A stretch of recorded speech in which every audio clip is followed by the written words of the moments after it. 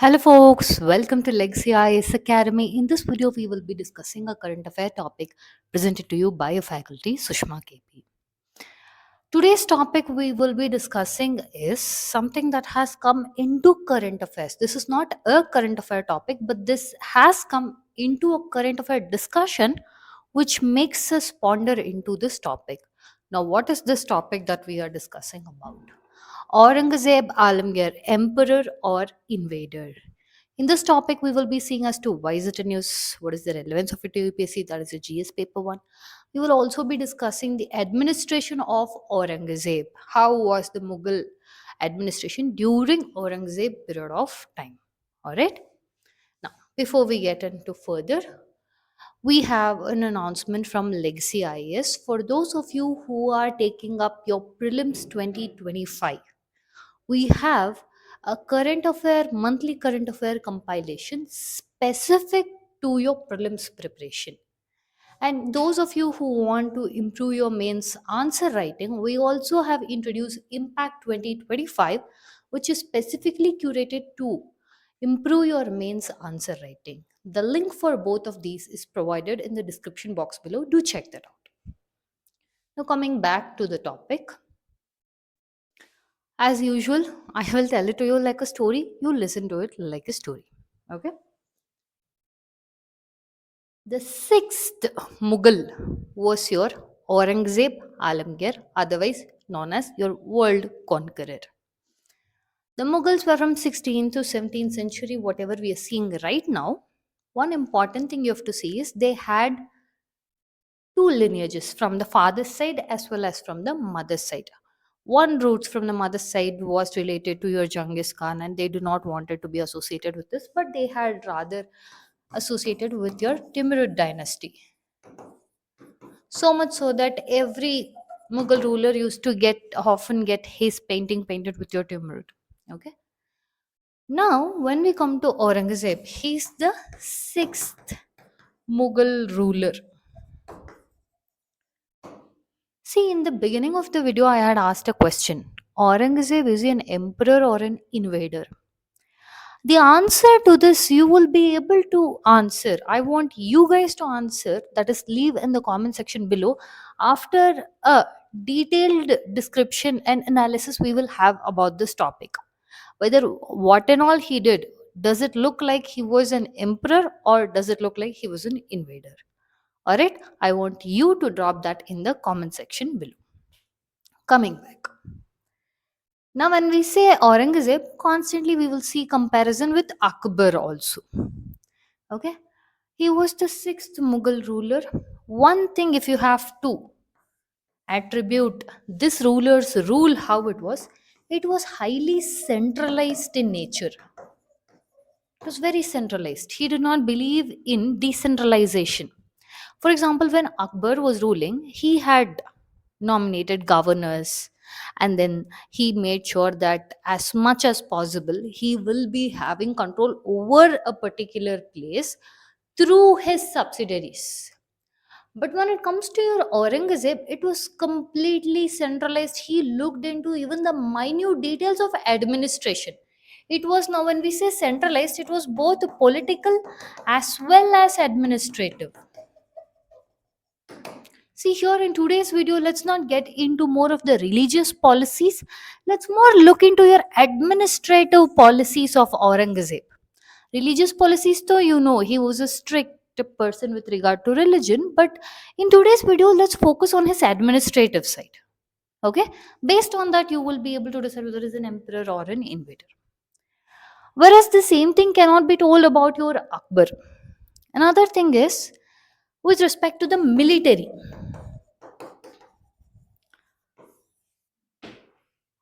Compared to all the Mughal rulers during the period of Aurangzeb, that was the greatest extent of your Mughal rule with respect to territory. The military was also very large. It was also very expensive to maintain such a huge army. But if you see the disciplining of the army, Akbar's period was fairly better compared to your Aurangzeb's period, especially with regard to your military. Okay. Another thing that we will be seeing is with reference to your Jagirs, Jagirdars, Amirs. Now, if you see, during your Akbar's period of time, land revenue was maintained well. On what basis the land revenue has to be taken? Akbar had Todar Mal. So, it was an efficient system. But whereas that started deteriorating during a period of Aurangzeb, and rather revenue farming started coming into picture more. More of cotton, indigo, these were made to be produced. Now, with this revenue farming, what happened was the rise of middlemen started. This was again an issue for both people as well as your uh, amirs. Okay. Now, the concept of Jagir, Jagirdar, amirs, that is rich nobles. Okay. This was not new or something that was introduced specifically in your Aurangzeb's period of time. This was there, fairly there. But what happened was Jagir means considered as a land. This Jagirdar, he will earn the revenue out of the land. One issue started, this issue was not only during Aurangzeb, we have seen that issue of Jagirdari crisis, especially during the Shah Jahan time also, wherein the number of lands that you are giving out to the Jagirdars, so these people increased, but the land remained same only. You're increasing the Jagirdars and you are not, the land extent, that is the amount of land that you're physically having is remaining same. This led to your Jagirdari crisis. So, one of the ways Aurangzeb decided to solve this problem was land is remaining constant only. No, how about we extend the land? How do you extend the land? Extend the empire. For example, your Ahom kingdom, that is your Ahom dynasty, that is towards your east, then comes down to the stretches of your Bijapur, Golconda, Marathas. Yes, so if you stretch the land, then you can solve the Jagirdari crisis. But this again came with a lot of other difficulty. We will be further discussing. Another issue with your Jagirdars is yes, the land, whatever they said, the productivity of the land was very less. Meaning, the Jagirdars were fighting for rich, fertile lands rather than fallow lands. Now, this also became an important issue that point of time during your Jagirdari crisis. So, what they decided, fine, they will invest in agriculture, they will bring in agriculture. But one issue was your Jagirdars were not concerned with the development of agriculture in that particular Jagirs. Why? Because they were fearful, and this was happening that constantly the land would be, the Jagirs would be transferred. So, why would I want to invest and then earn for a longer future when that land will be taken from me? That is when the Jagir will be taken from me and given to someone else. So, even they didn't want to invest in that. Understanding? So agricultural activity also reduced, productivity also reduced. No one was interested in investing in it. The peasant uprising started, the middlemen started. So all of this at the end did not realize the impact that it should have. Okay, look at this. Shah Jahan had three people contending for the throne, where he had held this person to be his successor, but in 1658, in your Battle of Darmat, if you see the reign of Aurangzeb, it was more of a 50 years reign, 50 years rule. We can divide it into two parts, the first 25 years and second 25 years. The first 25 years where he was residing in your north, Delhi.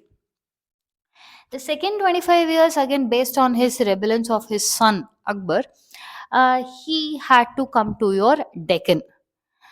Now, when he was in Delhi, also, it was a very centralized structure, both administratively as well as politically. He did not leave room for much of decentralization. At the same point of time, we see a lot of revolts coming from your Jats, Rajputs, Sikhs, Bundels. So there was a lot of rebel and then a lot of amirs. They wanted independence. There were nobility which were also trying to rebel, but it was suppressed to a large extent because of the centralized nature of Aurangzeb. Now when he came to Deccan, he felt that both politically plus economically,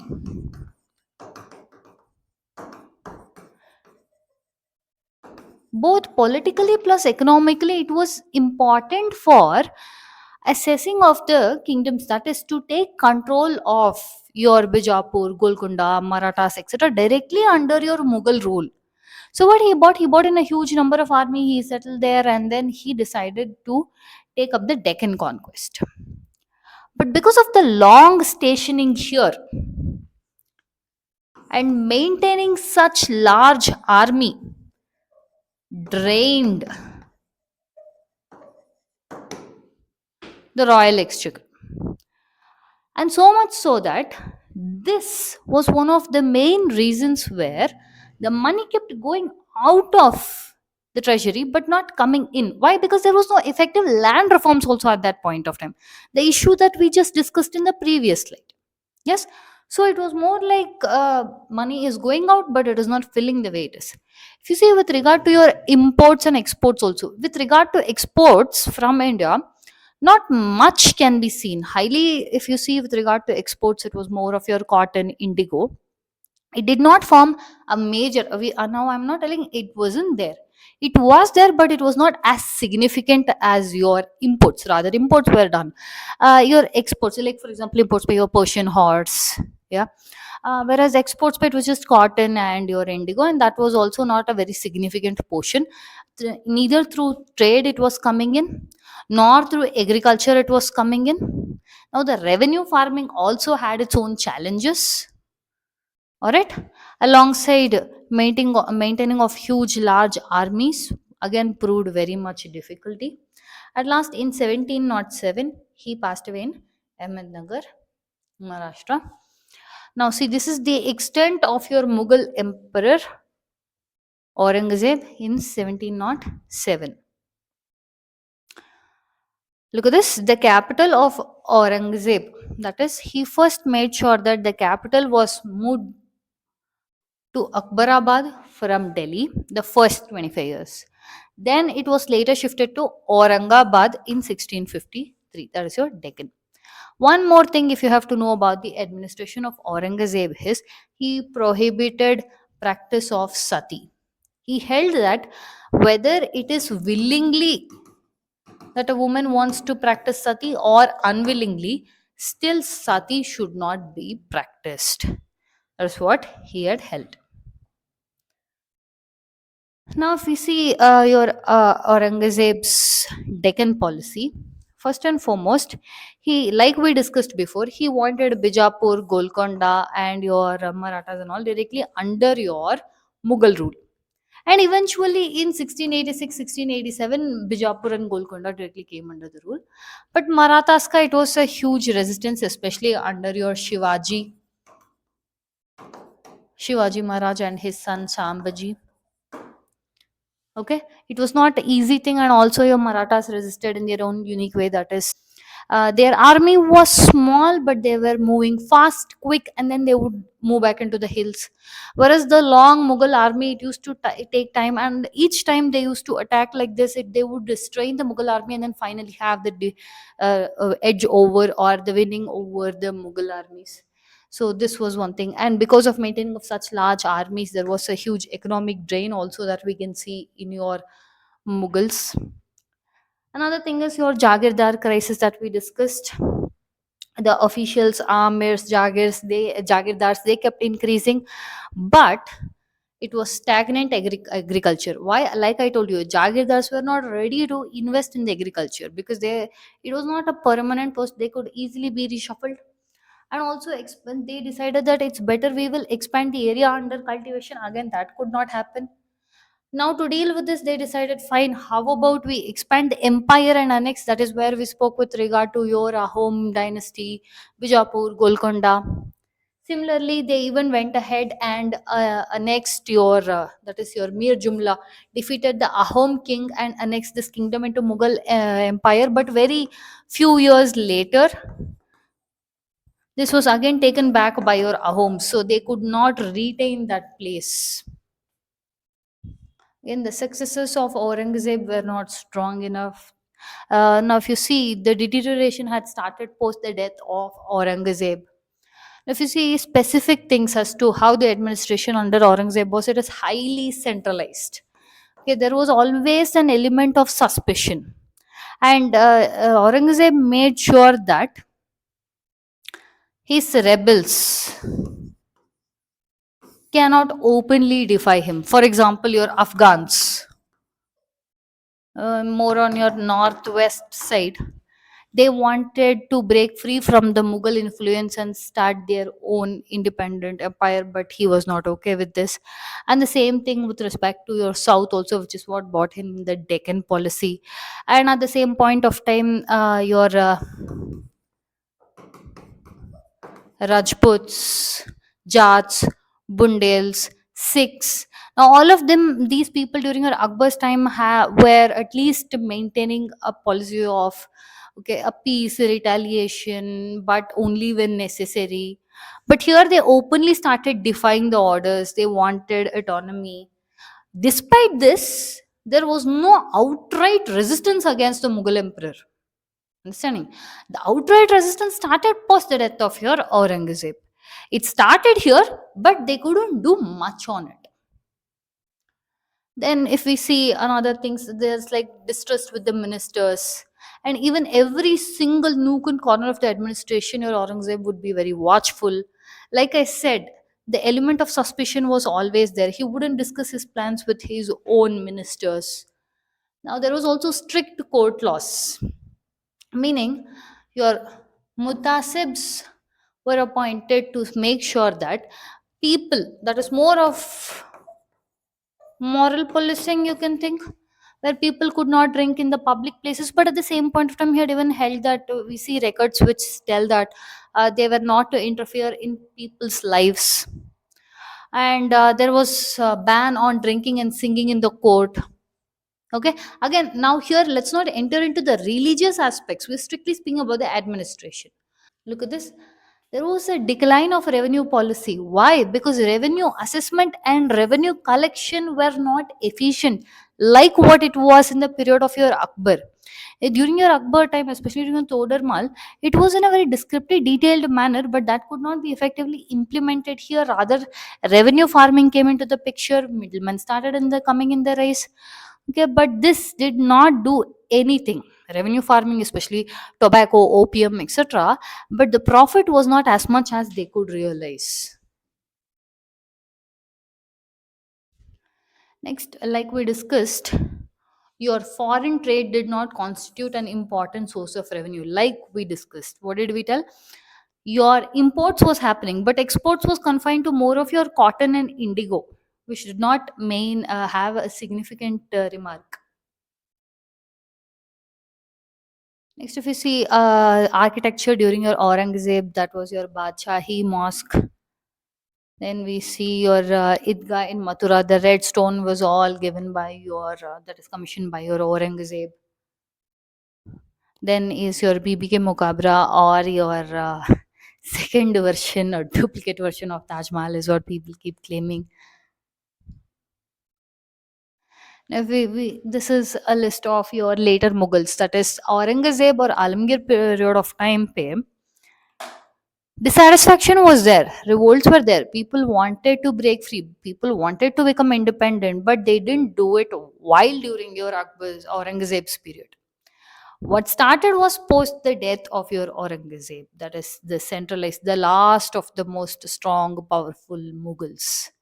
Okay, now based on all of this, you leave in the comment section below whether Aurangzeb was an emperor or an invader. All right, we have reached the end of the content. If you like our content, subscribe to our channel, hit the like button, and share it along with your friends. Thank you.